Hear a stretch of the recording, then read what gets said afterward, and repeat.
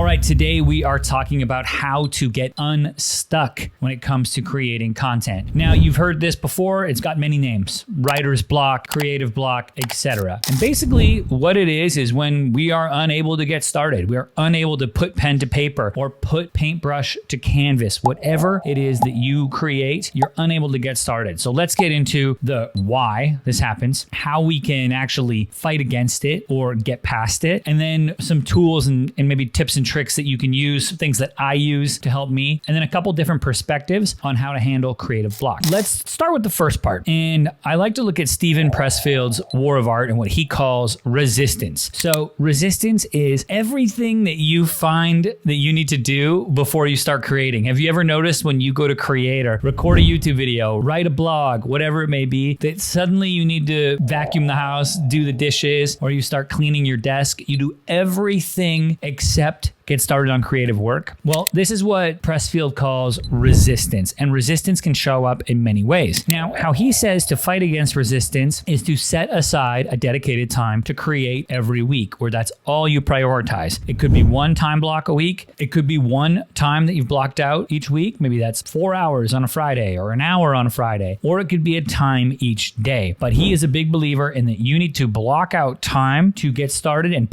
really put pen to paper or whatever it is that you create that time, prioritize that time, and dedicate it solely to creating. Now, there's an important point here and something that I've kind of learned. Sometimes you will create nothing in those times. So this is just the reality of when you are a creative. But I think holding that space for yourself to create is important, and it can lead to a lot of great things. The other point here, this is a little bit more on the creative side, creative motivation. Creativity doesn't clock in and clock out for work. It's not something that you're like, hey, I'm going to do 3 hours, stop, take my lunch break, come back, do another 3. If you can work like that, great. Other people cannot. I just spoke with an artist and she said to me, when she gets creative inspiration, she needs to go. When she's in the zone, she might miss a meal. She might stay up super late because it's not worth getting out of the zone, because she knows that the great stuff she's going to create is when she's in that zone. So she doesn't want to disrupt it. She doesn't want to, stop and come back the next day. And I think for myself, I find I'm somewhere in between where I need to have the regimented schedule. I need the time block. I need to make sure I get started. But also, if it's flowing and I'm creating, there's no reason that I should stop. So I try to hold on to that as long as I can. Now, not all pieces of content come out as great as I want them to be or what have you, but the act of creating and creating consistently, and when you do catch those moments when you're in the zone, try to hold on to them for as long as possible.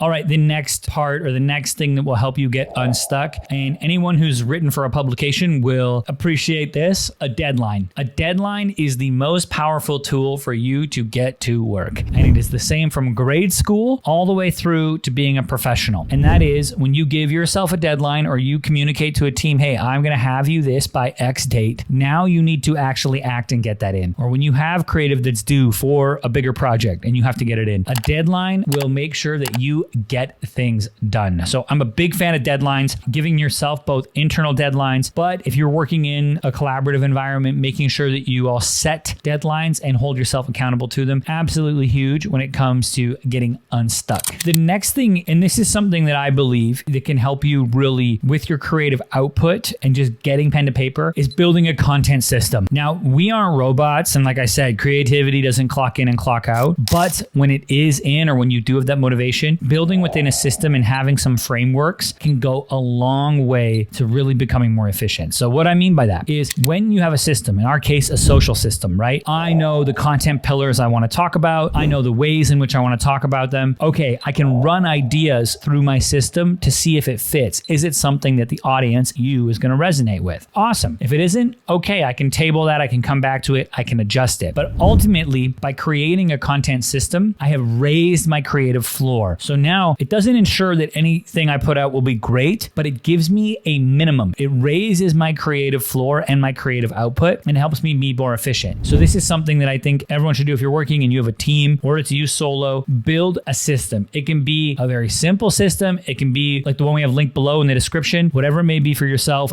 build a content system. And then lastly, let go of that fear of judgment from external people on your work. One of the biggest things for me that I had to get over, and I'm not over over it completely, continually working against it, would be getting over that fear of judgment. Is this content good enough? Am I good enough? Is this up to standard? Well, if I don't publish anything, then it never has to be judged, right? And then I can just always be working on it and perfecting it. And I think a lot of you probably go through that same thing. So work on putting content out there, getting that feedback, understanding from your audience what's working, what's not. What's great about now when it comes to social media, if that's what you work in, good content or content that is received well, the algorithm takes it and sends it to a lot of people. And if content is underperforming, then that means a ton of people didn't see it anyways. So you really are running a small risk when it comes to putting that content out there. And every time you hit publish, you start to build a little bit of callous towards any of that fear of rejection or fear of judgment that you may have from external actors in your life. So put more content out there and that will help you a ton. All right, this has been Mind Your Marketing. I'm Jordan Shelton. I hope this helps you get unstuck. Happy creating this year. Cheers.